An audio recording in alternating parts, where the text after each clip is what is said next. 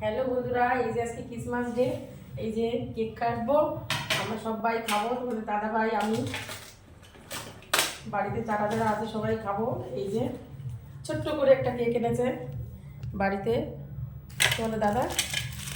সকালবেলা আমার বড় ভাসুরের কাছে সবাইকে দিয়েছে, সেটা দেখানো হয়নি।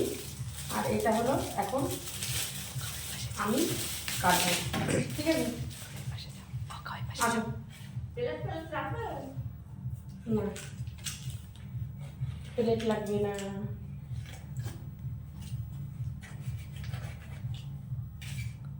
কাকা কাটবে তো, তুমি কাটলে কেন? না না,